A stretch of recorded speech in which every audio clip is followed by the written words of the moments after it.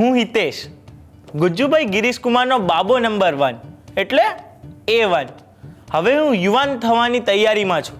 મારી કમનસીબી પર મેં એક કવિતા લખી છે, સાંભળો. મને ગમતી તી મધુભાઈની માલતી, એને લઈ ગયો પેલો કાંતિ, હવે જીવનમાં ક્યાંય નથી શાંતિ, હું રહી ગયો કુંવારો, રેત્યો રહી ગયો કુંવારો. એ હિતિયા શેનો કેમેરા સામે લવારા કરવા બેઠો જ? હું એમનું મનોરંજન કરું છું. રોજ તમને જોઈ જોઈને કંટાળે નહીં બિચારા. હા એ ચૂપ કર. એ સલા તું આ તારી મમ્મીના ગળામાં લીંબુ મરચા બાંધી આવ્યો? હું તમારી આજ્ઞાનું પાલન કરું છું પિતાશ્રી. મારી આજ્ઞા? હા, તમે જ તો કહેતા હતા કે સુંદર વસ્તુને લીંબુ મરચા બાંધીએ ને તો નજર ના લાગે. એટલે પણ ડોબા તારી માં સુંદર છે એવું કહ્યું કોણે? આપણા સોસાયટીના કુલભૂષણ અંકલે. એની જાતને આ કુલભૂષણ સોસાયટીનું દૂષણ છે સાલો. પપ્પા જવા દો ને બધી વાત. તમને ખબર છે મારી સ્કૂલમાં ગરોળીઓ ગીતો ગાય છે.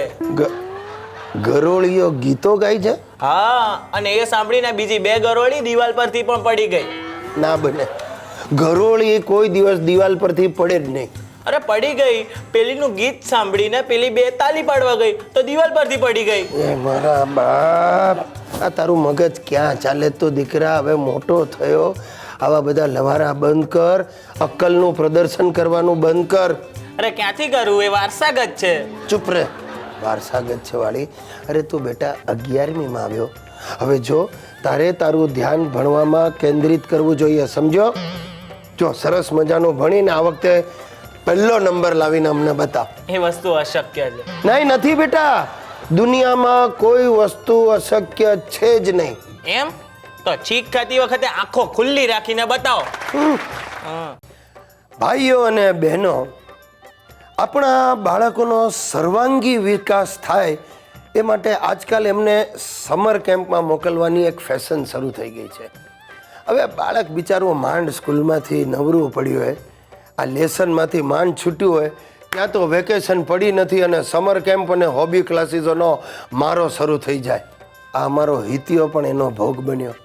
અમારી સુશીલા ક્યાંકથી જાણી આવી કે સીતારામ ભાતખંડેના ક્લાસીસ બહુ પ્રેસ્ટિજિયસ છે. તેણે બીજા બૈરાઓમાં વટ પાડવા માટે હિતિયાને આ ભાતખંડેના સમર કેમ્પમાં દાખલ કરવાની જીદ પકડી અને હિતિયો જાણે ગાયને કસાઈ વડે મોકલવાની હોય એમ ભાંભરવા માંડ્યો. ના બાપા, હું નહીં જાઉં બાપા, મારા મામાને ઘરે જવું છે, હું કેમમાં નહીં જાઉં, કેમમાં. ને જેમ તેમ શાંત પાડ્યો ને સુશીલા કોઈ વાતે મચક આપવા તૈયાર જ નહોતી. અરે ના જાત જાતનું સમજાવે, બેટા બહુ સારા ક્લાસ છે, આ ભાતખંડે બહુ સારા છે, તને એવું એવું શીખવાડશે, તું ભારતનો વડાપ્રધાન બનીશ. આવી બધી વાતો કરીને એને જેમ તેમ કરીને ક્લાસમાં દાખલ કરી દીધો. એટલે હું પૈસામાં સલવાયો અને હિતિયો ક્લાસમાં જોડાયો. આ ભાતખંડે પર્સનાલિટી ડેવલપમેન્ટના ક્લાસ ચલાવે, પણ પોતાની પર્સનાલિટી ડેવલપ કરવાનો બચાડાને સમય મળ્યો જ નહોતો. દેખાવે દુબળા પડી ગયેલા દ્રોણાચાર્ય જેવો દેખાય, પણ મગજ દુર્વાસા જેવું. હિતિયો બિચારો સવારે ઘૂઘરા જેવો તૈયાર થઈને જાય ને સાંજ પડે થલપાપડી જેવો ઘરે પાછો આવે. આ સમર કેમ્પના અંતે હિતિયાની પર્સનાલિટી ડેવલપ થવાને બદલે વકરી સાહેબ. અને હિતિયો સાલો વાતે વાતે એની માને બચકા ભરવા માંડ્યો. એના મનમાં એવું ઠસાઈ ગયું છે કે એના મમ્મી પપ્પા એના પર વેર વાળવા માંગે છે. તે વળતું વેર વાળવા માટે સોસાયટીમાં ઉધામા કરીને રોજ ઘરમાં ઝઘડા લઈ આવે છે. નીચે જઈ જઈને લોકોની બારીઓના કાચ તોડી નાખે. અરે આ સમર કેમ્પની ફી કરતાં આ કાચ બદલાવાના ખર્ચા મને વધારે પડી ગયા છે ભારે. અને મારા બેટા એક નવું ગતકડું કર્યું. અમારો નેપાળી વોચમેન છે ને ઉલટું સીધું ગુજરાતી શીખવાડી દીધું. તે હરામખોર હું જેવો કમ્પાઉન્ડમાં દાખલ થાવ એટલે સલામ ઠોકીને મને કે સાબજી, બાપાની ટાંગ સાબજી. મેં કહું પાજી ये क्या बोलता है?